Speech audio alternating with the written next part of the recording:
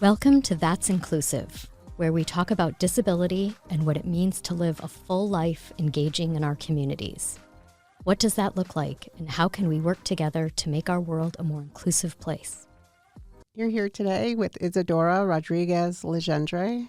I serve as the Executive Director at the New Hampshire Council on Developmental Disabilities. Here with me today is Richard Sala, who's the Director of the Bureau of Vocational Rehabilitation here in New Hampshire. Hi, Richard. Hi, good to be here. Yeah, thanks for coming today. It's my pleasure. Thank you. So I thought this would be a great opportunity to kind of introduce you as the new-ish director now. For how long? How long have you been in your role? Just about 10 months. I started January 12th. Okay, great. So yeah, you've had a good chance to kind of take a look around, see what's going on, make some informed decisions for vocational rehabilitation. So Yeah, absolutely. I thought it'd be a great opportunity for people to kind of get to know you, who you are, where you came from, what your vision is for Voc Rehab going forward. So Awesome. Why don't you tell us a little bit about yourself? Yeah, so I grew up in Queens, New York. I moved when I was in high school to Colorado Springs, Colorado. After high school, I wasn't sure, what I was going to do with myself, so I ended up joining the Marine Corps. I enlisted in the Marine Corps in June 10th, 1997. I thought it would be a 4-year kind of get my life in order and get out, but it didn't end up being that. I ended up serving 21 years. I did my first 10 as an enlisted Marine, and then my last 10 as an officer, my last 11 as an officer. I retired in August of 2018. We moved to New Hampshire. My first job after I got out of the Marine Corps was as counsel to the Commissioner of the Department of Education here in New Hampshire. It's a great job. Okay. From there, I I joined the faculty at Vermont Law and Graduate School and taught constitutional law and national security law, which kind of was on my bucket list. Wow.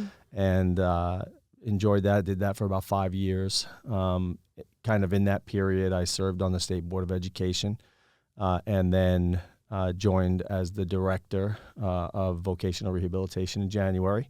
My family, I have a family. I've been married for, I'm going to get this wrong, 22 years. And I have a 16-year-old daughter and a 9-year-old son. Cool. Well, first of all, thank you for your service. My pleasure. And I love that you're also an attorney. Yeah. That's pretty cool. That's like from military service to kind of really looking at the legal aspect of things. It's a lot. It's kind of like a different way to look at our justice system in some ways, right? Yeah, it really is. And I was very fortunate during my time in the Marine Corps. I really value education.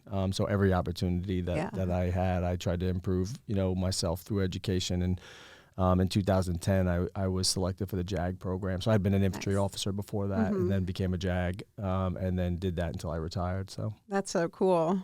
So tell us how you kind of, did you just land in the Department of Education? How did you get interested in vocational rehabilitation or Department of Education in particular? It's a great question. I actually love to answer this question. So first thing, when I was very young, I was in a boys' home in upstate New York, and I had a great mentor teacher. Her name was Marlene Leventhal, and she was a great human being and really impressed upon me the importance of education. And I carried that kind of throughout my career, but when I was getting ready to retire, it was an area that I really wanted to focus in on. I mean, I had grown up in New York City. We were very poor. And kind of going through my educational journey, I just realized what a great tool it is for social mobility and those kinds of things. And so I saw that there was a job opening at the Department of Education. We knew we wanted to live in New England and settled in on New Hampshire. And I applied and got that job. And so that opened a lot of doors. Learned a lot of things, participated, in different communities that I hadn't really participated in before. And one of the real takeaways for me actually was the special education community. And really working with parents who are advocating for their children, and it's difficult. And that was kind of the takeaway. It's hard. Yeah. If you don't have a lawyer, if you haven't, read statutes, so that kind of stuck with me. And then I went to the law school for a while, and I was my kids were getting older essentially, and I was working a lot of hours, and especially my daughter. I love my daughter. And I just wanted more time with her. And so I was looking for something that wasn't, 75, 80 hours a week. And so I was on the State Board of Education, and I heard through that the director's position was open. And I thought, what a great opportunity, really uplifting work, working with really cool people on a really cool mission. And I thought, this is going to be great. Yeah, you're 100% right when you say it's really difficult for families, especially new families entering the system with a diagnosis and not kind of knowing where to turn. The Parent Information Center puts out a resource guide called Maneuvering the Maze, and that's because that's how difficult it can be, trying to figure out kind of supports and services for students with IEPs and 504s, and where do you get your OT and your PT or your speech language therapy. There's so many kind of different ways to come in the system. And then depending on your age, that looks different, right? The 0 to 3 looks different than school age. Yeah, and then you go all the way up through transition, which we'll talk a little bit about through the services that VR provides for transition age students and what that age is. But it can be really difficult for families. So what would you tell a family kind of coming in who recognizing, right, that it is difficult, and what maybe have you learned about what resources are available or what the sense of community is in the disability world? It's a good question. I think the most basic advice that I would give is, first of all, don't stop advocating for your child. Yeah. It's hard. It's hard to advocate. You're always questioning, am I doing too much? I have a child with an IEP, and I ask myself that question. Right. And I think I probably have a better understanding than a lot of people about, navigating that maze. And when I go into the meetings, am I being overbearing? Am I too forceful? Are they going to resent me? Yeah, the answer is always no. Yeah, right. Never too much. That's right. And I think the second thing is, get involved as early as you can with entities like vocational rehabilitation, and the Developmental Disability Council. Get out there, find out who your friends are, and who can help you navigate that community, and then stay in touch, and then just get your hands on the resources, and don't be afraid to ask. And I just would say, we just added another position. The state just added the advocate for, I think it's, I'm going to get this wrong, but advocate for special education. Get in there, let them know who you are, and get the tools that are at their disposal so you can put them to good use. Yeah. Another organization that we work closely with is New Hampshire Family Voices, and I really love referring families to that organization because it's really a peer-to-peer place. So there are a lot of parents and guardians with lived experience of supporting students with disabilities throughout their lives, right? Some with younger children, some with older children, and or adult children. And they really have that kind of on-the-ground knowledge of how to navigate different situations or different roadblocks, if you will, that you might encounter in the system, and kind of who the go-to people are, because half of our system and many systems is who you have to know who to go to ask the right question, right? Or you have to phrase the question in the right way to get the answer that you're looking for. Absolutely. And maybe one last little thing maybe that I would add is do it in person when you can. Yeah. Email is such a great tool, and we use it to be efficient in all kinds of ways, but people's inboxes fill up. Yeah. They you kind of start, if you're starting at the top of your inbox every day, maybe you're not getting getting to the person who emailed you yesterday until the end of the day. Yeah. So I would say reach out to people, talk to humans on the phone, Yep. and try to schedule that FaceTime and get in and get your questions answered. Yeah, I mean, I would say as a recovering New Yorker myself that Yeah. that I was pleasantly surprised when I moved to New Hampshire and I found how accessible people were, always willing to pick up the phone, always willing to meet for coffee, do that face-to-face. It really makes such a difference when you're advocating for your family member, or even when you're just making connections and building relationships that can help you in the future. Email is not going to do that. Absolutely. And I probably would have mentioned this later, but I'll mention it now. Sure. It's something I try to do at the Bureau. I want to talk to people. Yeah. And so, if I get an email or, someone leaves a voicemail, I want to get back to them. And I would say probably more than half the time I try to schedule an in-person meeting. And even, I'll use Zoom or I'll use, Microsoft Teams and Sure. try to put a face to a name. But when I can, I prefer in person. So. Yeah, that's cool. So let's talk a little bit about your role at vocational rehabilitation and kind of what your vision is or your hope for the future of voc rehab here is in New Hampshire. Yeah, that's good. So I'll talk about it short term and long term. Sure. So short term, I just want to be efficient. I want to help more people. I want to help them quicker. It's easy to say, but hard to do. Yeah. And so we've been spending a lot of time on efficiency. Where can we cut out red tape? Where can we empower people to do things on their own? They may not necessarily need us to do. And so, what we want to see is a faster turnaround for people to know that they're eligible for VR services, a faster turnaround when we're creating their individual plan for employment, and really shrinking the time from the time they walk in the door to the time that they're walking in the door to their first job. Yeah.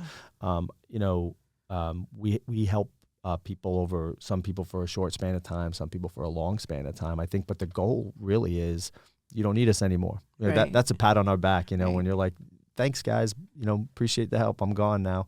And so in the short term, we want to really focus on efficiency, helping as many people as we can, as fast as we can. But in the long term, what I like to tell people is I want to be the LinkedIn of, New Hampshire for people experiencing disabilities. The two most important relationships that we have at VR, one is with our participants. People come in the door asking for help, but the second one is businesses. And that's somewhere where we really got to develop that more. I would love to have more businesses coming to us and saying, we have these jobs and we're looking for, people to fill these jobs. Do you have someone available? Yeah, so that's one of the things at the DD Council that we would love to see. Also, there are a lot of folks who are in our community and they want to work and they have, some limitations with how many hours they can work or what kind of jobs they can do, but they're very eager and, would make great employees, right? And so it really is a matter of building the capacity for those individuals to get in employment, and then also to fill the need of some of these companies and businesses that are having a harder time recruiting and retaining staff today. In today's kind of job market is a little more sketchy than it used to be. Yeah, absolutely. And I think if you're tied in with the business community in the right way, you can kind of overcome some of those ebbs and flows in the job market, just by having good relationships and making sure that we're, putting, quality candidates, into the business and the work pipeline. And I think part of that is just really spending time talking to people about what they want to do, right? Because if you find the job that they're after, right, they're a lot more likely to be successful in it. So. Yeah, absolutely. It's about matching that individual to the right job and vice versa, right? Finding those jobs that really are best suited for some of the folks that have disabilities, but that willingness, right, that drive to work. And, the other thing I would kind of ask is, how do you think that can happen? So when we look at our 5-year plan and we talk about kind of creating more jobs for opportunities for competitive integrated employment for individuals with intellectual and developmental disabilities in New Hampshire. Like, do you have a sense of kind of what a roadmap might look like for building those business partnerships and relationships, or are you kind of starting from scratch? I don't think we're starting from scratch. We have a business engagement unit. We have great people over there, Tracy Fry, Terry Tedeschi. I think some of it's just about giving direction. Where are we going? Sure. You got to have you have to have like an end state, mission. Yeah. And I think the first part of that is we have something great in place, which is the Employment Leadership Awards, where we recognize businesses who are doing a great job in this space. I think the second thing is we have to be more visible. We were talking at a recent meeting about, we're just getting done with national disability. I'm going to mess this up. The National Disability Work Awareness Month, and I'm like, I would love to have job fairs throughout this month, right? Sure. Specifically for people experiencing disabilities, Yeah. and really advertise on big ones. Maybe, we go down to the ice arena and fill it up with employers right there in Concord, So those are things on our radar. I think the other thing is finding leaders in the space and then using them to set the example for everybody else. And so some of the things, again, they're ideas now, but I think over time we can do it, right? But is really recognizing people or businesses that are already partnering with VR, right? So like one idea would be that they have a badge on their website. We partner with VR, right? Yeah. And maybe after so many years of that partnership, that's a great the idea. badge goes from bronze to silver and silver to gold, right? But I think it doesn't, and it's not only to say something good about the business, but if you're looking for work and you get on that website and you see that badge, you're like, oh, I'm welcome here. Yeah. So those are the kinds of things, the kind of direction I would like to take it in. Yeah, and even for kind of those business to business mentorships and connections that we think about at the DD Council, like seeing a badge on someone's website might encourage a business to reach out and kind of ask about what that partnership has looked like and what have been kind of some of the successes and challenges, so that they could think about doing it themselves.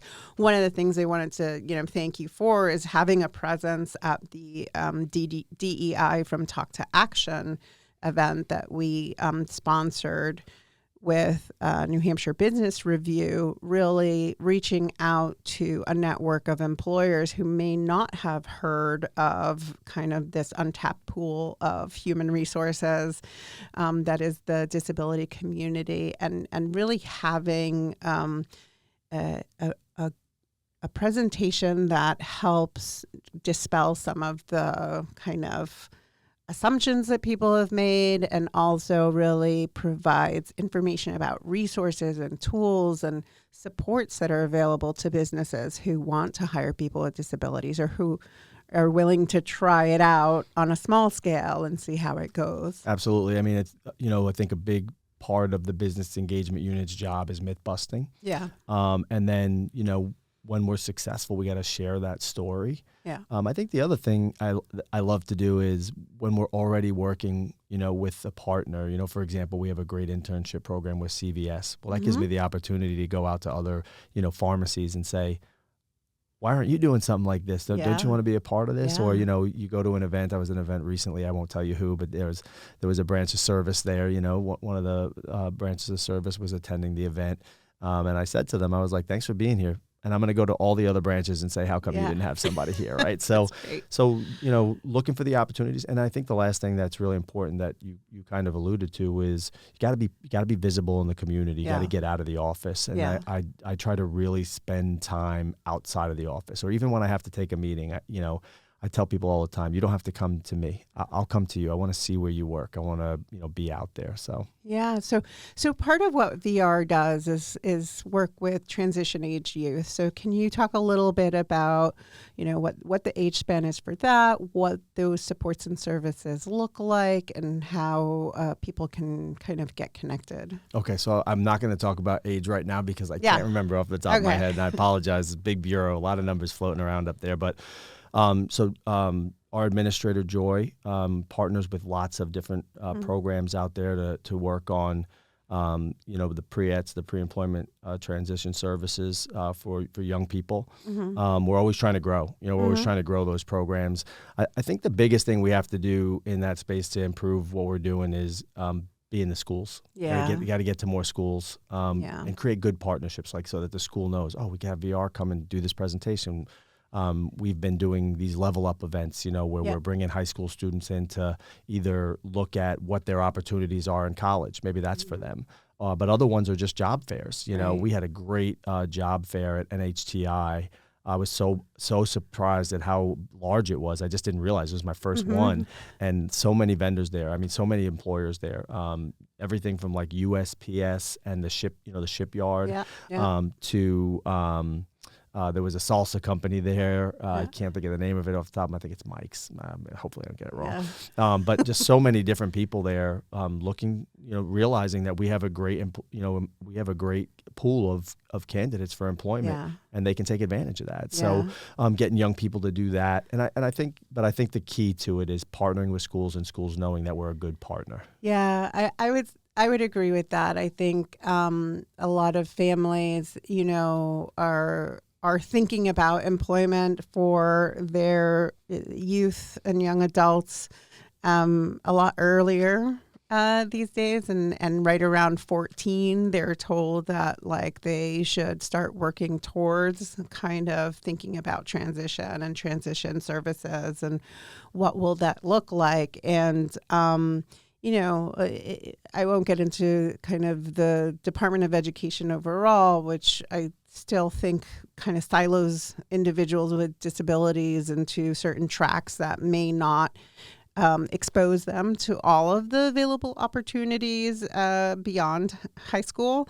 But that's my personal opinion. And I just think that, again, awareness and recognizing kind of what's out there has been a challenge for so many people with disabilities. And a lot of the folks that have had difficulty finding jobs in the community or finding supports through vocational rehabilitation have had some success kind of going on their own, finding jobs either through, their own social capital, right? Their parents or community members might know about someone who's hiring and might be willing to give them an opportunity or a chance to work a few hours a week.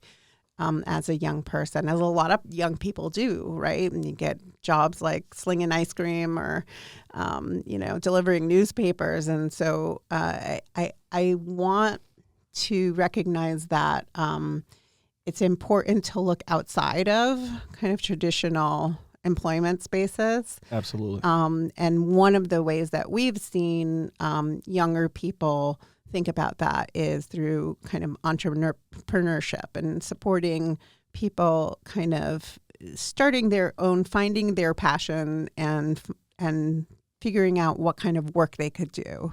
Yeah, absolutely.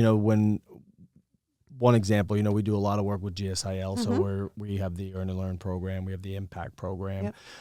I love to make it to their graduations. I think I wouldn't say I've made it to all of them. I think sometimes the commissioner goes and, he wants to talk to the students too, and sometimes the deputy. But I go to a lot of them. And one thing I always talk to them about is, number one, just have a plan, right? And then the second thing is your first destination doesn't have to be your final destination, right? Like start just inching your way towards what you want to do. And, sometimes by doing that, you find out what you don't want to do. And that's as valuable as knowing exactly what you want to do. So, I definitely, and one other thing is, and the longer I do this, the more I feel this way.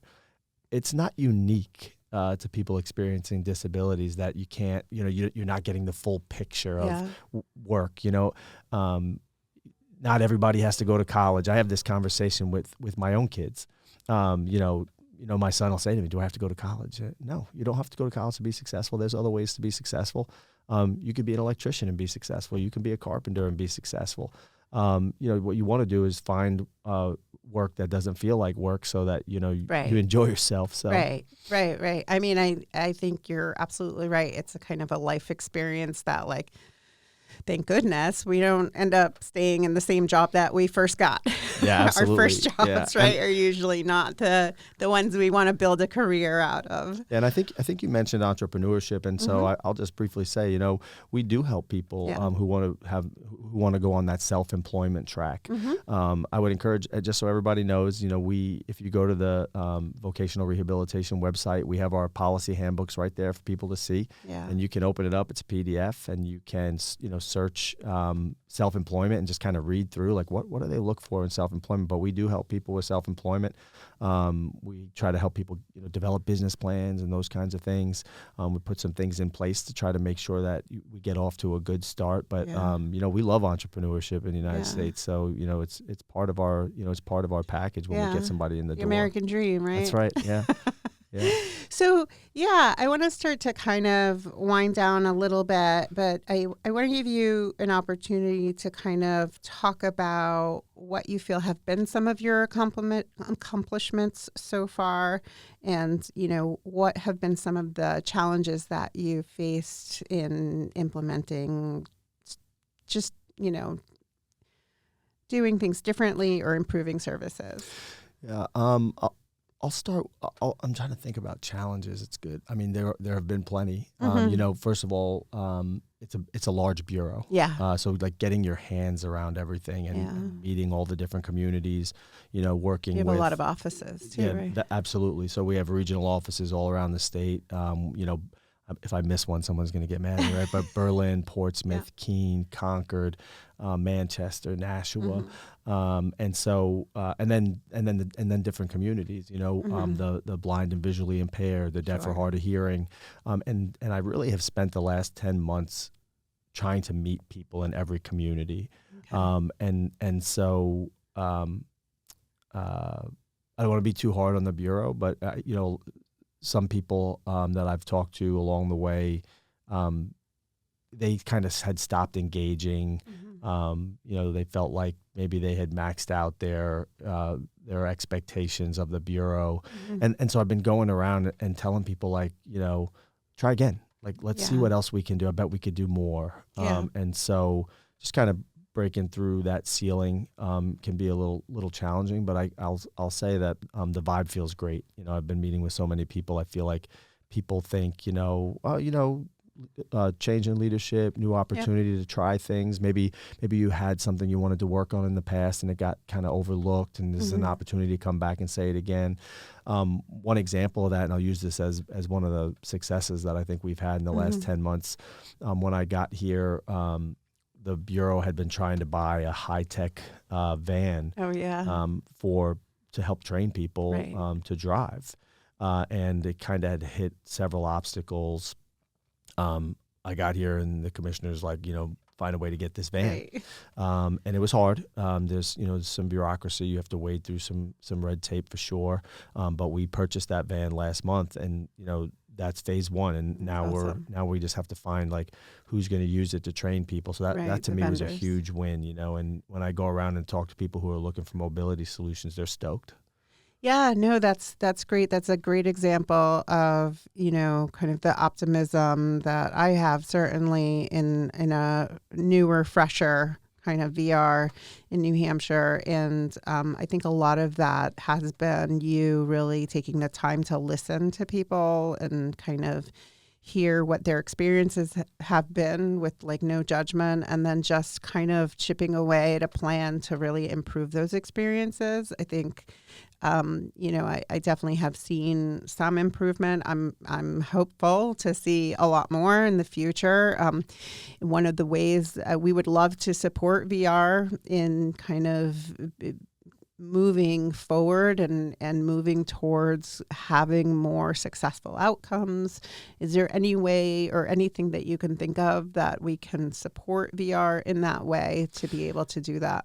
No, I think the biggest thing I would say, is just partnering. I just think it's so important. I've said this several times, but it's important to be in the community, be with people. Like if you have an event and you want us to be there, you want us to table, you want us to come talk to people. You mentioned the conference earlier. I want us to be there. I want us to be out in the community. And that means saying yes. Sometimes it means, walking away from your desk and letting the kind of administrative and paperwork wait so that you can go out there and be with people. And I think the other thing is, be a part of the feedback loop. Yeah. I want to hear good news, but I want to hear bad news. Yeah. You can't fix things you don't know are broken. And so I think, and because you're so, integrated in the community, you're going to hear those things too. We'll hear it from some people, but some people just walk away when they're frustrated. They'll just go try something else. But I would say, find ways to partner with us. Let us know when we come out, and vice versa. We could also let you know when we're having an event, and you can be there. Yeah. But I think the biggest thing is being a part of that feedback loop, letting us know where you're doing this good, sustain that, or you're not doing this well, you need to improve on this. And I have thick skin. I'm good with that. That's great. Yeah, no, we're not shy about letting people know, I know what some experience have been, but really kind of from a place of wanting to improve the quality of services and the quality of outcomes for people with lived experience of disability in New Hampshire.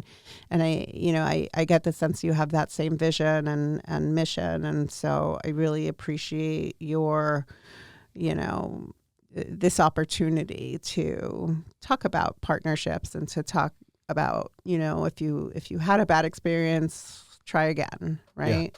Yeah, that's like kind of that riding the bicycle analogy. It's fall down, let's get back up and try again. Yeah, right. Fall 7 times, get up 8. All right. Well, I want to thank you again for being on our show. That's inclusive. And we will share your contact information and resources about VR on the show notes. And please let us know how we can partner in the future. Awesome. Thanks so much for having me, and hopefully I'll be back again. Thank you for joining us today. I'm Vanessa Blaze, and this was a production of the New Hampshire Council on Developmental Disabilities. Produced by Isadora Rodriguez-Legendre and Vanessa Blaze, with many thanks to Josh Hardy and the rest of the crew here at Concord TV. We love to have guests with differing perspectives. These views are personal and do not necessarily represent those of the DD Council.